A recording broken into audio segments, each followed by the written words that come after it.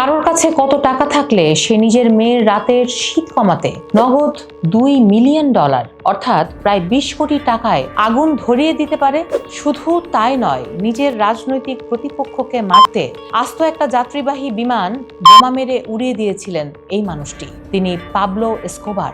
কলম্বিয়ার এক সাধারণ নিম্ন মধ্যবিত্ত পরিবার থেকে উঠে এসে কিভাবে তিনি হয়ে উঠলেন পৃথিবীর ইতিহাসের সবচেয়ে ধনী এবং ভয়ঙ্কর ড্রাগ লর্ড।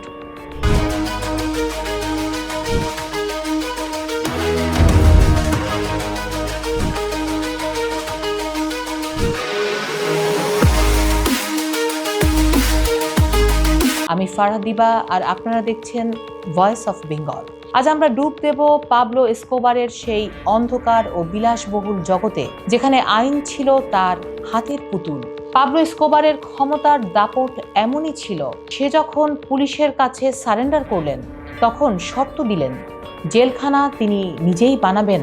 আর সেই জেলখানা লা ক্যাথেড্রাল কোনো বন্দিশালা ছিল না, ছিল ফুটবল মাঠ আর বার সম্বলিত এক বিলাসবহুল ভিলা। দিনে $140 মিলিয়ন পর্যন্ত আয় করা এই ড্রাগ লর্ডের টাকা এত বেশি ছিল যে ইঁদুরে টাকা খেয়ে ফেলা সত্ত্বেও তার সম্পদের কোনো কমতি হতো না।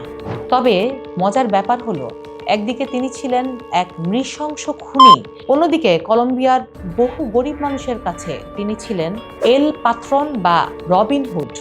তিনি হাজার হাজার ঘরবাড়ি বানিয়ে দিয়েছেন, ফুটবল মাঠ তৈরি করেছেন, কিন্তু এই জনপ্রিয়তার আড়ালে লুকিয়ে ছিল এক বিভীষিকা। তার বিখ্যাত পলিসি ছিল প্লাটা অর প্লোমো, হয় টাকা নাও নয়তো গুলি খাও। তার একরোখা জেদ আর ক্ষমতার লড়াই কলম্বিয়াকে এক মৃত্যুপুরীতে পরিণত করেছিল।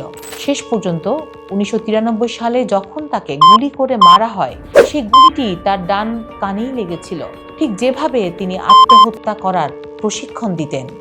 পাবলো এসকোবার কি আসলে একজন শোষিত মানুষের ত্রাতা ছিলেন, নাকি স্রেফ একজন রক্তপিপাসু অপরাধী? টাকার পাহাড় দিয়ে কি অপরাধকে ঢাকা সম্ভব? আপনার কি মনে হয়, পাবলো এসকোবার কি ইতিহাসের সবচেয়ে প্রতিভাবান ভিলেন? কমেন্টে জানান আপনার মতামত। আর এই রোমাঞ্চকর ইতিহাসটি ভালো লাগলে লাইক, ফলো এবং সাবস্ক্রাইব করুন। আর এমন সব অজানা কাহিনী জানতে বেল বাটনটি প্রেস করে আমাদের সাথেই থাকুন।